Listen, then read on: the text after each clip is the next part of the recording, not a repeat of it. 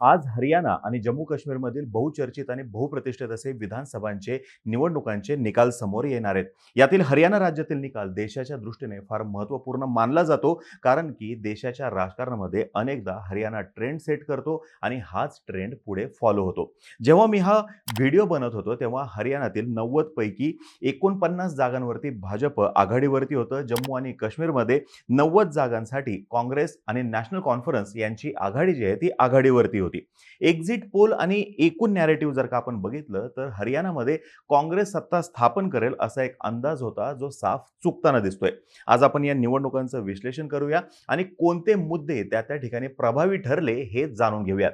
नमस्कार, मी अरुणराज जाधव बोलभिडूवरती तुम्हा सर्वांचं अगदी मनापासून स्वागत करतो. सर्वप्रथम ट्रेंड काय आहे ते सांगतो. हरियाणामध्ये 1 वाजता बीजेपी 49 जागांवरती आघाडीवरती होती, काँग्रेस 35 जागांवरती आघाडीवरती होतं, INLD 2 जागांवरती आघाडीवरती आणि इतर 4 जागा. तर जम्मू आणि काश्मीरमध्ये भारतीय जनता पार्टी 28 जागांवरती आघाडीवरती होती, काँग्रेस 50 जागांवरती आघाडीवरती होती, PDP 2 जागांवरती. सगळ्यात इंटरेस्टिंग निकाल जो असेल तो हरियाणाचा असेल असं सांगितलं जाते, कारण की सुरुवातीच्या कालावरून असं दिसून येत होतं सकाळी सकाळी की काँग्रेस हरियाणामध्ये सत्ता बनवू शकते. पण तिथे आता बीजेपी आघाडीवरती दिसते आणि ही आघाडी जर का टिकली तर कदाचित ते सत्ता स्थापन करू शकतात. संध्याकाळपर्यंत आपल्याला हे सर्व निकाल जे आहेत ते स्पष्ट होतील. बीजेपीने 2014 आणि 2019च्या निवडणुकांमध्ये एक हाती सत्ता मारलेली होती, विधानसभा आणि लोकसभेमध्ये सुद्धा. पण यावेळेसच्या लोकसभेच्या निवडणुकांमध्ये त्यांना तिथे फक्त 5 जागा मिळालेल्या होत्या आणि बाकीच्या जागा ज्या आहेत त्या काँग्रेसने जिंकलेल्या होत्या. आता हरियाणामध्ये जर का आपण बघितलं तर तिथे अजूनपर्यंत कोणीही सलग तिसऱ्यांदा विधानसभेमध्ये सत्ता स्थापन केलेली नव्हती. 1966 मध्ये राज्य स्थापन झाल्यापासून पहिल्यांदाच असं दिसतंय की भारतीय जनता पार्टी सलग तिसऱ्यांदा सत्ता स्थापन करू शकते. हरियाणामध्ये भाजप पहिल्यांदा 2014 साली बहुमताने सत्तेवरती आले होते. त्यावेळेस भारतीय जनता पार्टीने 47 जागा जिंकल्या होत्या 90 पैकी. 2019 मध्ये सुद्धा भाजपच सत्तेवरती आली, पण यावेळेस भाजपनं 40 जागा जिंकलेल्या होत्या. जननायक जनता पार्टीच्या 10 आमदारांच्या बळावरती हरियाणामध्ये भारतीय जनता पार्टीने सत्ता स्थापन केली होती. पण 2024च्या सुरुवातीच्या हाती आलेल्या कलानुसार हरियाणामध्ये भाजपचं सरकार जातंय आणि काँग्रेसचं सरकार येतंय असं दिसत होतं, पण नेमकं उलटं झालेलं आहे. जसा जसा ट्रेंड बदलत गेला तसं तसं 2019च्या हरियाणा विधानसभा निवडणुकीत एक्झिट पोलमध्ये भाजपला 61 जागा मिळतील असा अंदाज वर्तवला होता, तर काही एक्झिट पोलने 75 ते 80 जागा जिंकण्याचा अंदाजही वर्तवलेला होता. मात्र निकाल एक्झिट पोलपेक्षा पूर्णपणे वेगळा आला. भाजपने 40 जागा जिंकल्या तर काँग्रेसने 31 जागा जिंकण्यामध्ये यश मिळवलेलं होतं. भाजपच्या स्पष्ट बहुमताच्या एक्झिट पोलच्या अंदाजाच्या विरुद्ध निकाल 2019 साली लागल्याचं दिसून आलं होतं. सी वोटरनेही भाजप 72 जागा जिंकेल असा अंदाज वर्तवला होता, तो देखील चुकला होता. यंदाच्या हरियाणा विधानसभा निवडणुकीत देखील एक्झिट पोलचे अंदाज चुकीचे ठरत असल्याचं दिसून येते. हरियाणामध्ये नेमकं कुठलं नॅरेटिव्ह प्रभावी ठरलं हे आपण बघूयात. निवडणूक आयोगानं 5 सप्टेंबर रोजी हरियाणा विधानसभेच्या निवडणुकीची घोषणा केली. हरियाणामध्ये 5 ऑक्टोबर रोजी एकाच टप्प्यामध्ये निवडणुका पार पडणार होत्या आणि 8 ऑक्टोबरला हे निकाल येणार होते. निवडणुका जाहीर झाल्यानंतर हरियाणामधील प्रमुख पक्षांनी मोर्चे बांधणीला सुरुवात केली. यात हरियाणामधील प्रमुख 2 पक्ष होते, ते म्हणजे काँग्रेस आणि भारतीय जनता पार्टी. काँग्रेसने हरियाणाच्या 90 पैकी 89 जागांवरती निवडणूक लढवली. यातील 1 जागा काँग्रेसने आपल्या मित्र पक्ष असणाऱ्या मार्क्सवादी कम्युनिस्ट पक्षाला दिली. भाजपने सुद्धा हरियाणामध्ये 89 जागा लढवल्या आणि 1 जागा आपल्या मित्र पक्ष असणाऱ्या अपक्ष गोपाल कांडा यांना दिली. आता यात हरियाणामध्ये आणखी 2 प्रादेशिक पक्ष महत्त्वाचे ठरतात. यातील पहिला पक्ष म्हणजे इंडियन नॅशनल लोक दल आणि दुसरा पक्ष म्हणजे जननायक जनता पक्ष. इंडियन नॅशनल लोक दलाने 90 पैकी 51 जागा लढवल्या होत्या, तर JJPने 90 पैकी 66 जागा लढवल्या होत्या.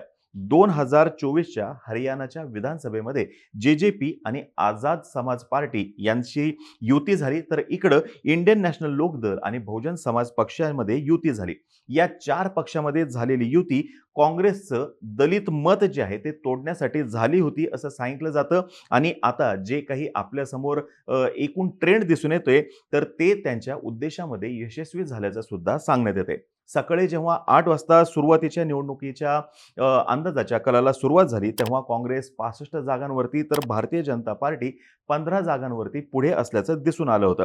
म्हणजेच काय, तर काँग्रेस बहुमतापासून खूप पुढे गेल्याचं दिसून येत होतं. पण 9 वाजल्यापासून निवडणुकीचे कल जे आहे ते परत एकदा बदलायला सुरुवात झाली. काँग्रेस 55 जागांवरती आली, तर भारतीय जनता पार्टी 23 जागांवरती. हरियाणाचा कल प्रत्येक मिनिटागणिक बदलत गेला. 9:30 वाजले तेव्हा भाजपने 46 जागांवरती आघाडी मिळवली होती, तर काँग्रेस 40 जागांवरती आघाडीवरती आली होती. म्हणजे भाजपने काँग्रेसच्या 65 जागांचं लीड कापून आघाडी मिळवलेली दिसून आली.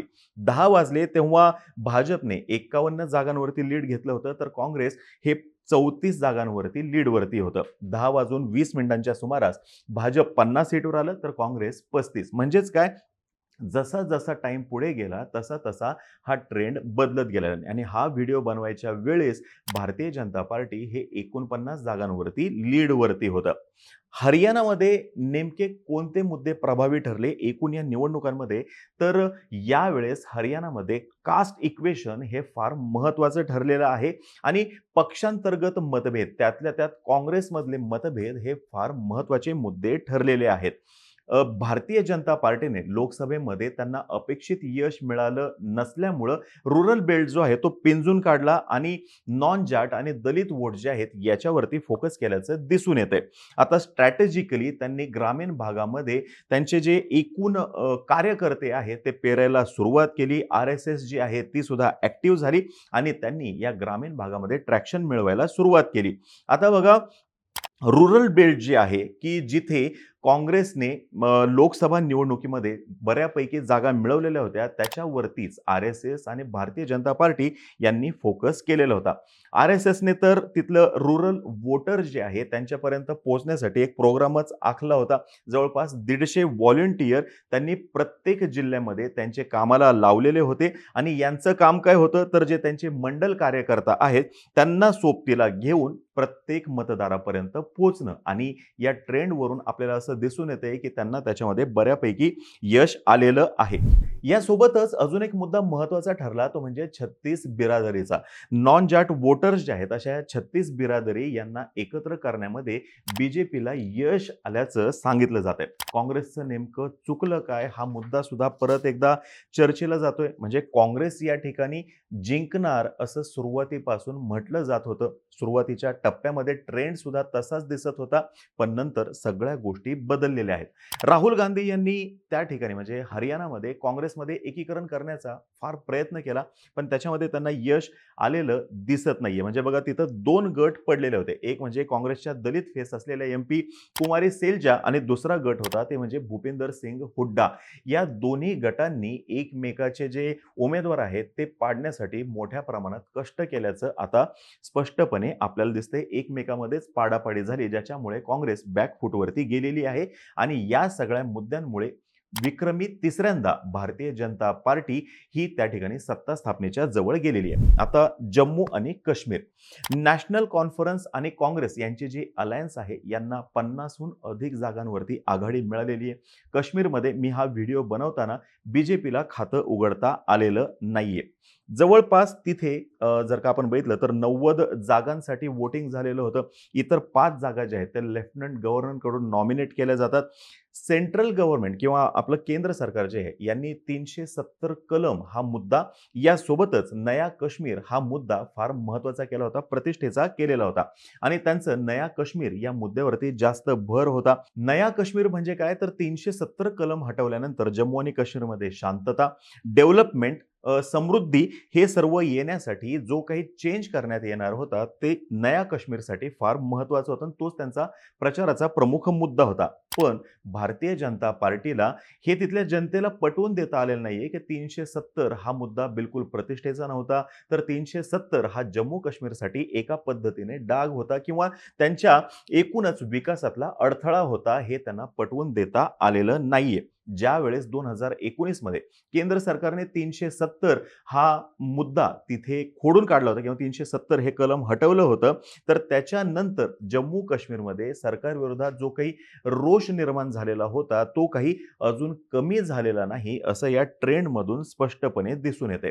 मोदी सरकारने फार प्रयत्न केले तिथल्या जनतेला हे पटवून देण्यासाठी, की आम्ही या ठिकाणी नया काश्मीर निर्माण करणार हे त्यांनी सांगितलेलं होतं, ज्याच्यातून तिथे विकास होईल, मोठ्या प्रमाणात रोजगाराची निर्मिती होईल आणि सगळ्यात महत्त्वाचं म्हणजे जम्मू आणि काश्मीर हा सर्वाधिक सुरक्षित असेल. पण हे सगळं नॅरेटिव्ह जे आहे ते सेट करण्यामध्ये त्यांना अपयश आल्याचं दिसून येतंय. म्हणजे बघा नंतरच्या काळामध्ये नया काश्मीरचा मुद्दा म्हणून त्यांनी कलेक्टिव्ह रिस्पॉन्सिबिलिटी आणि पनिशमेंट हा मुद्दा समोर आणलेला होता, ज्याला तिथल्या पब्लिकने स्पष्टपणे नाकारलेला आहे. तिथल्या जनतेसाठी सगळ्यात महत्त्वाचा मुद्दा जो होता तो म्हणजे फ्री स्पीच, अभिव्यक्ती स्वातंत्र्य आणि या अभिव्यक्ती स्वातंत्र्याच्या मुद्द्यावरून त्यांनी नया काश्मीरला पूर्णपणे नाकारल्याचं दिसून येतंय. यासोबतच जे काही केंद्र सरकार प्रॉमिस करत होतं ते म्हणजे मोठ्या प्रमाणात रोजगाराची निर्मिती होईल, मोठ्या प्रमाणामध्ये इथे गुंतवणूक होईल, तर ते सुद्धा तसं काही झालेलं दिसून येत नाहीये. म्हणजे बघा जम्मू आणि काश्मीरमध्ये आजच्या दिवशी बेरोजगारीचा दर हा 28.2% वर आहे, जो या राज्याच्या मागच्या 45 वर्षाच्या इतिहासात सर्वाधिक आहे. मग त्याच्यामुळं तिथला जो नवतरुण वर्ग आहे, या सगळ्यांना हे सगळे प्रॉमिसेस फेक वाटले आणि म्हणूनच ट्रेंड असा दिसतोय, की त्या ठिकाणी नॅशनल कॉन्फरन्स आणि काँग्रेस हे सत्ता स्थापनेच्या दिशेने पुढे गेलेले आहेत. आता ही माहिती जर का तुम्हाला आवडली असेल, खाली कमेंट बॉक्समध्ये नक्की सांगा. हरियाणाचे आलेले निकाल आणि जम्मू काश्मीरमध्ये येत असलेले निकाल या संदर्भातलं तुमचं मत काय आहे, हेही खाली कमेंट बॉक्समध्ये नक्की सांगा. तोपर्यंत आम्हा सर्वांचे व्हिडिओ जास्तीत जास्त लोकांपर्यंत पोहोचवा आणि चॅनलला सबस्क्राईब करायला तेवढं विसरू नका. धन्यवाद.